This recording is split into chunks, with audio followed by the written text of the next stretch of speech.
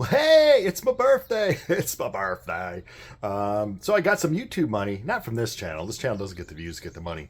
But my other channel, Brian's Art for Animals, got about $100 in YouTube money for the partner program, and which is awesome. I used to make a lot more, and then I didn't make anything, and I was $100, I'll take it. Anyway, it's my birthday, and we're gonna go to some record stores because that's what I want to do on my birthday. Unbeknownst to me, my wife took off of work today, and she's gonna be with me, staring at me when I shop for records, so that'll be fun. Also, yeah, so I'm gonna go to Reckless Records, which is a normal stop for me. There are 3 locations in Chicago area. I'm gonna go to the Wicker Park locations, but for birthday surprise for myself, I'm going to go to Dusty Grooves. Now, they always come up. Whenever you search top record stores in Chicago, they always come up. I've never gone. They've been open for a million years. I've been alive for a million years now. Yeah, so we're going to check that out. We're going to go to 2 record stores, and then we're going to come back, and I will show you at the Fun House all the cool records I got. Dusty Grooves. You get in through the door.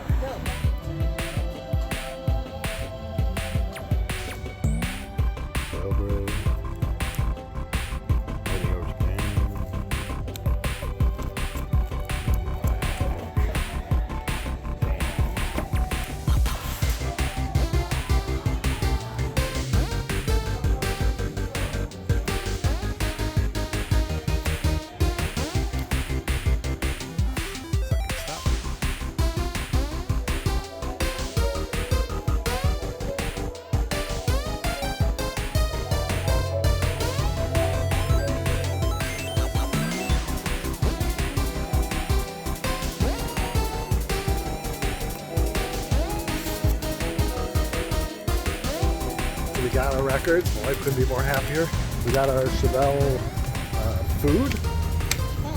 We're gonna go back to the Fun House, eat, and I'll show you my records. Oh yeah. Hey, thanks for clicking on this video. We're back from the birthday celebration in the city, buying records. I was listening to, got some other purchases before this. Off eBay, I got the Badland CD. This is the second one. Jakey Lee was still in the band, but Eric Singer, the drummer we know from Kiss, he was in the first album, but he had left at this time. But I've always wanted to hear this one. This one came out in '91, and I believe that's their second and their final one. It's called Voodoo Highway.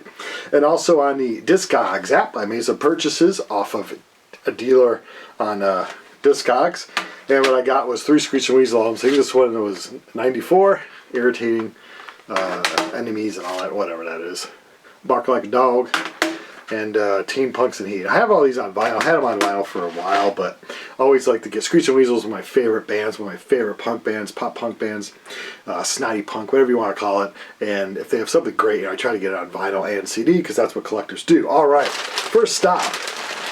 Dusty Grooves in Chicago. But they, like I said, they always make the list, and I always thought they were like primarily a jazz store, but they had a great rock selection. And I bought this from 1973. Obviously, this is a reissue.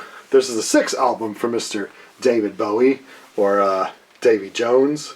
Right? Wasn't his real name? I think Davy Jones, right? David Bowie, of course, sadly, we lost him, I believe, 2016. It's already been like 9 years, holy moly. This is the half-speed master. I'm not too, I don't know, half-speed. I'm assuming it's got more good sound quality because it's half-speed. I have no idea what half-speeds are. All I know is the old, the old tapes and stuff like that. It was good stuff. Record was cut on, yeah, whatever. Half-speed master. This is one of the iconic looks. I mean, you see this look, and of course the whole Ziggy Stardust Spiders from Mars kind of look too. That was the album before this. This is Aladdin Sane. And yeah, I have his hits. I've always had his like hit CD, so I know all of his big songs. So this is probably like the 5th or 6th solo album I have, where I'm trying to get into the deep cuts and all that stuff. So yeah, always happy to add a little bit of Bowie into my collection. I also got from 1987. They released the single, The Dead Boys. If you watched the last video, you saw that I'm in a band that we're actually opening up for them. Cheetah is the only one left from the original era in the band, but yeah, he wrote one of these songs all the way down, so I'm gonna see if he'll sign this for me, Mr. Cheetah Chrome. But yeah, a little bit of Ohio punk rock for you, the Dead Boys. Kind of the yin yangs. That's how I like my music collection. Whatever is good. The yang to the punk rock ying would be Rockin' with Dockin'. From their 4th album, they had the single "Burning Like a Flame." So this is a picture disc of Burning Like a Flame from 87. 87, you had hair like this, you know. I had hair like that in 87. I had a good time. Now it's there mostly. I did a quick search on my own phone for Krang, and what came up first, it said skate punk band. I don't know, I figured, oh, punk, let's try it. But actually, as I got home, it turned out there's a Chicago, like, punk crust style, they say. Crusty punk style. I used to hang out with some crusty punks and all that, but musically, I don't know if I like crusty punk. But hey, it's Krang. It was $2.99, $3 for a full-length vinyl. Supporting a local town band. I don't think they're a band anymore. I think they called it quits, I don't know, about 10 years ago or so. But Krang, I don't know, K-R-A-N-G, whatever. From Chicago, obviously it's evil, and I listen to this. I'll be more eviler on my birthday. So that was it from the Dusty Groove store, and on my way out, I'm like, I think the guy who checked me out, meaning that he, you know, I handed him the albums and he charged my card. He wasn't like, hey, you're looking good. The other kind of checkout. I think I know him. But we'll get to that more later. So I pull into Reckless Records. It was a long staple in Chicago. They've had lots of locations. I've moved locations. I've been going to them forever since I've been hanging out in the city to shop for albums, which would be like 88.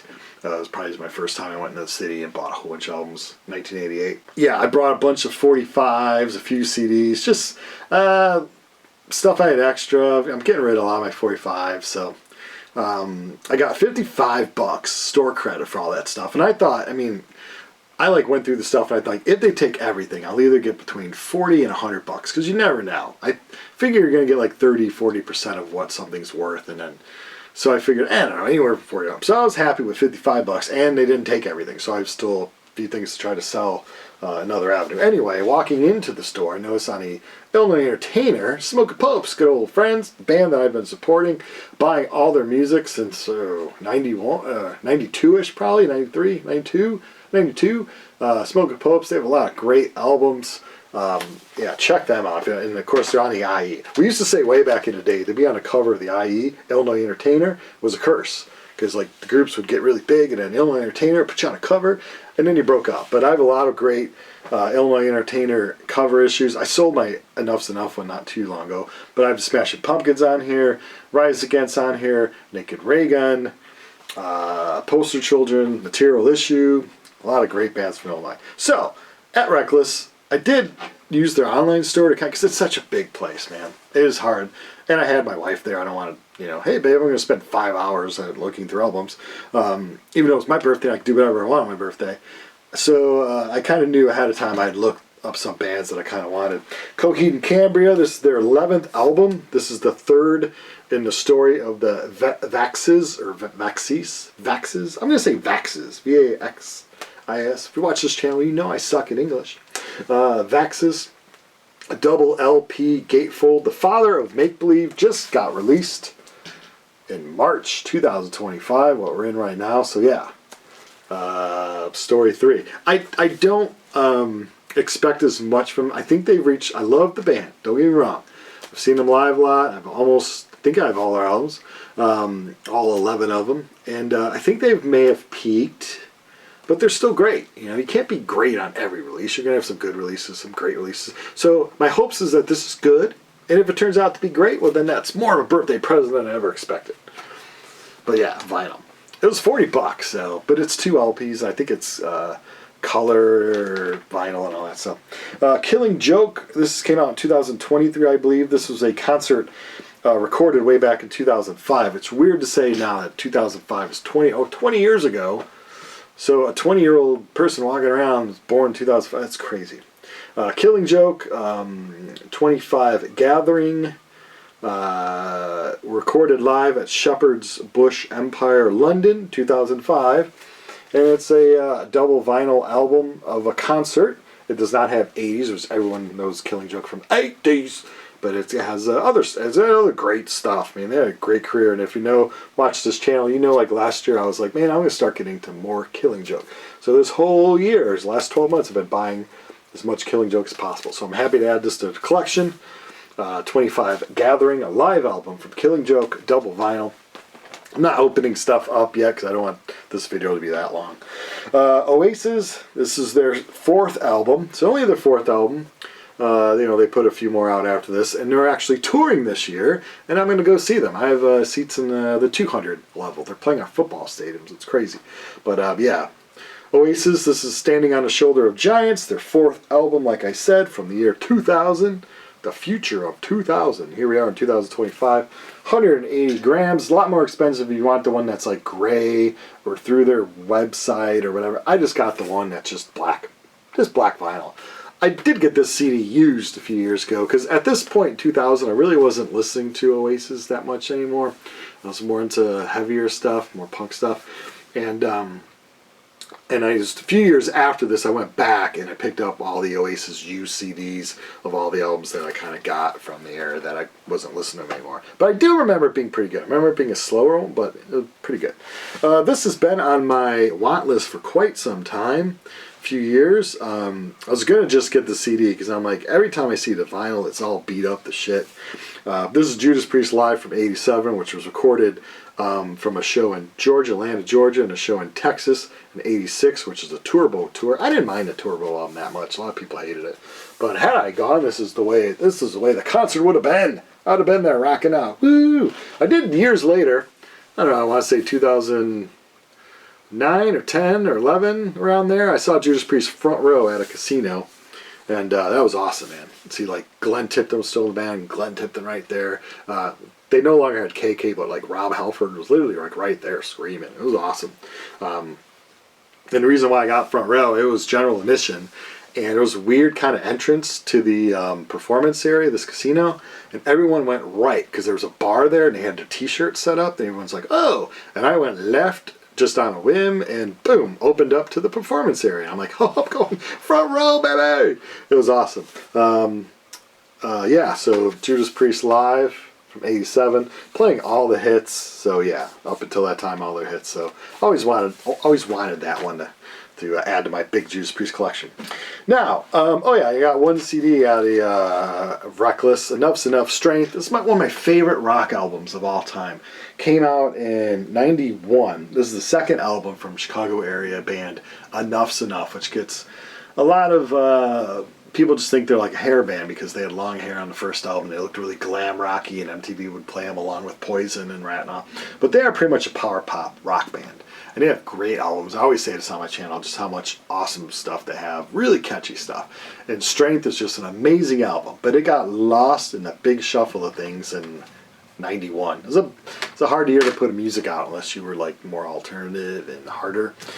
So yeah, Strength just got lost. I do have another version of this, and it got signed by the singer and put up somewhere in my autograph area. I have so much crap up there. And this is actually the extra version. It has 2 extra songs on it. So it's remastered and has 2 extra songs. Anyway, so like I said, I was at the Groove record store, the first stop I went to. I'm like, God, that guy looks familiar.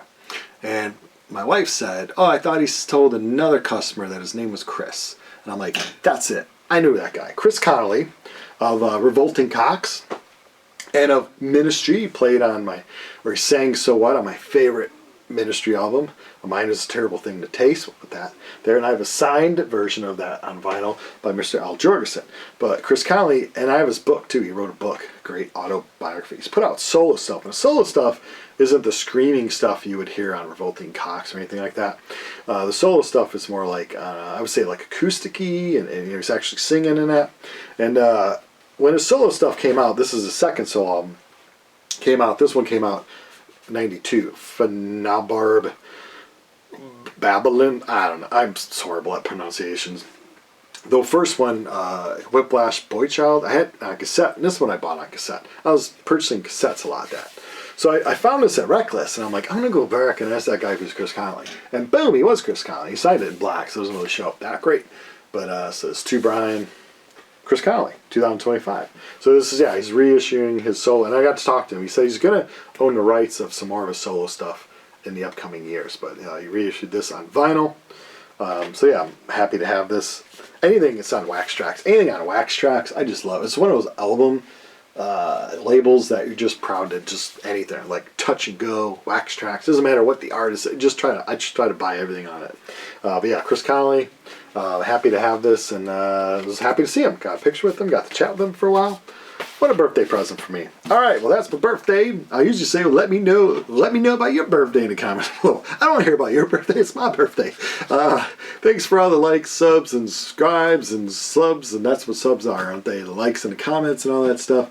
And see you again really soon. Thanks for watching.